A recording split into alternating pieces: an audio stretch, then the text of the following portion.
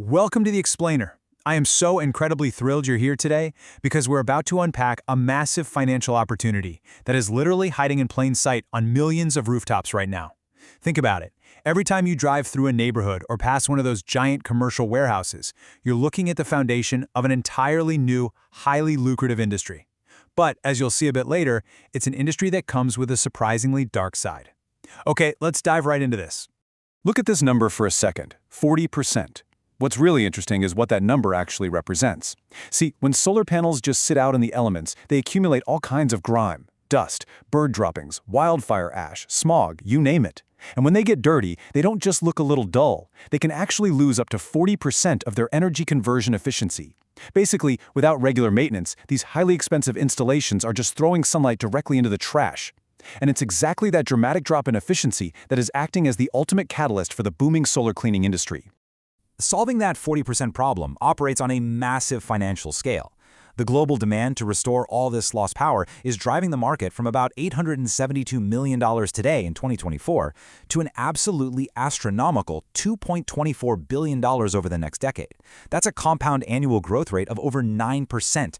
Property owners and massive utility farms are quickly realizing that the cheapest way to generate more power isn't necessarily buying more panels. It's honestly just keeping their current ones clean. All right, let's get into Section 1, starting your solar hustle. If you're thinking about jumping into this $2.2 billion market, you need to know that scaling it up requires some serious strategy. You can't just grab a bucket and climb a ladder on the weekend. But here is where the business model gets really fascinating. You're looking at a staggering 845% contribution margin. The crucial point here is that in the solar cleaning business, your variable costs can be incredibly low if you're operating efficiently. Once you subtract those variable costs, things like fuel, cleaning supplies, maybe sales commissions from your revenue, you're left with this massive margin to help cover your fixed overhead. But, fair warning, grabbing that margin does take upfront cash. Let's break down the actual financial realities. To run a serious operation, you're looking at about $132,000 in upfront capital expenditures, or CapEx. That's going to include roughly $90,000 for a fleet of 3 service vehicles, plus another $15,000 for specialized water purification systems. But here's the real kicker. To survive the operating losses during your initial launch phase and reach your 26-month payback period, you actually need a total cash runway of around $709,000. Your ultimate goal is to hit a 9-month break-even target, but you've got to be properly capitalized to survive until you get there. You might be wondering, why on earth do you need $15,000 water purification systems? Well, because amateurs will just show up with tap water and pressure washers. Seriously, do not do this. Tap water contains minerals that leave hard water spots, which actually attract more dirt and then bake right into the glass. And pressure washers, they will completely ruin the panels and instantly void the manufacturer's warranty.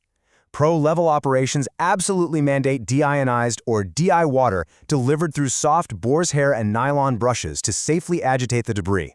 Deionized water is mathematically stripped of its ionic charge, meaning it acts like a giant magnet to pull dirt off the panel, leaving it completely spotless.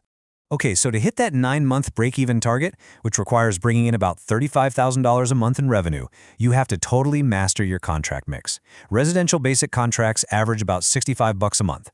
They're great for volume and predictability, sure, but you'd need hundreds of them to survive. To aggressively recover your cash flow, you have to shift your sales strategy to secure commercial large contracts, which average $800 or more per month. The winning strategy outlined in the data is to push your portfolio to a 60% mix of these high-value commercial contracts. Moving right along to Section 2, Navigating the Red Tape. So, as we touched on, this isn't just a matter of buying a fancy brush and knocking on doors. The regulatory hurdles in this industry are extremely steep, and ignoring them can shut down your entire operation overnight. Many states require strict formal licenses for anyone doing work on solar systems. Take California, for example. You might need a C46 solar contractor license. And that is not just some simple form you fill out online. It requires 4 full years of verifiable experience, plus passing rigorous trade and law exams. Florida requires a CVC certified solar contractor license. Nevada has its own C2G photovoltaic subclassification. Basically, you absolutely must know your local authority having jurisdiction before you touch a single panel. And this brings us to a vital distinction you have to understand. Licenses authorize the contractor, that's you, to legally perform the type of work, but permits authorize the specific project itself. So even if you hold a shiny new state license, you almost always still need local building or electrical permits for the specific job. Failing to secure both means you are looking at severe fines and, even worse, totally uninsurable liabilities if something goes wrong on the property.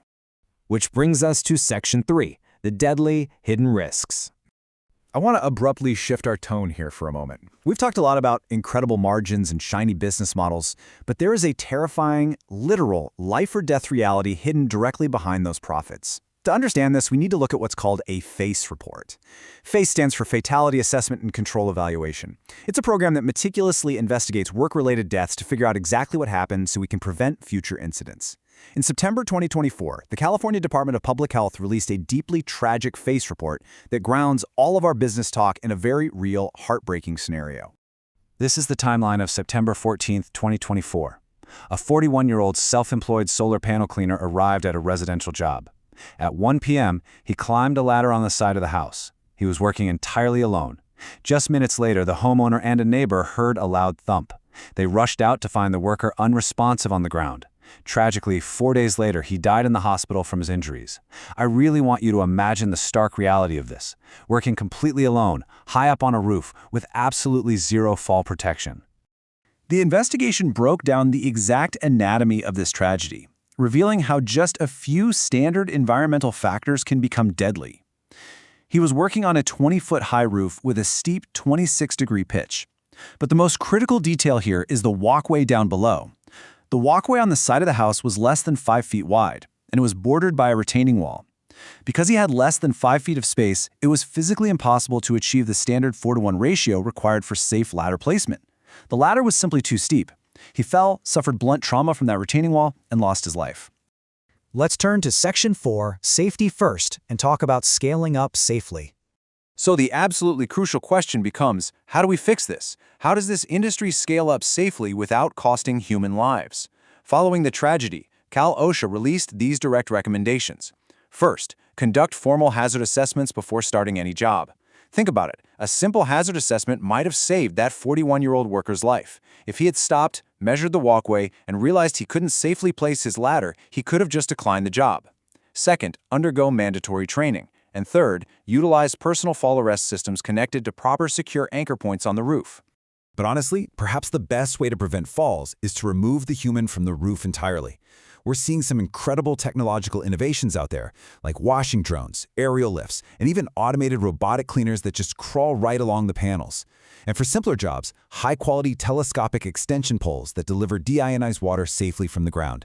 Yes, these tools require some investment up front, but they protect your absolute most valuable asset, your people.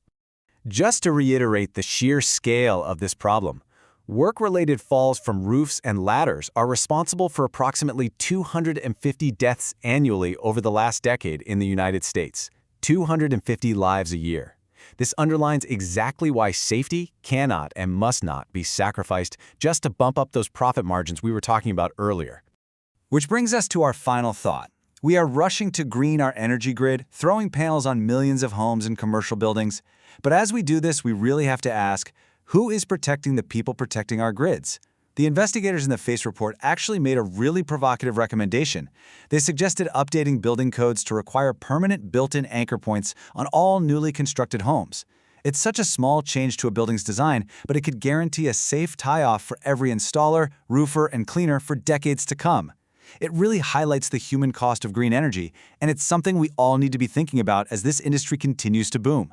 Thank you so much for joining me for this explainer. I hope it gave you a totally new perspective on the roof right above your head.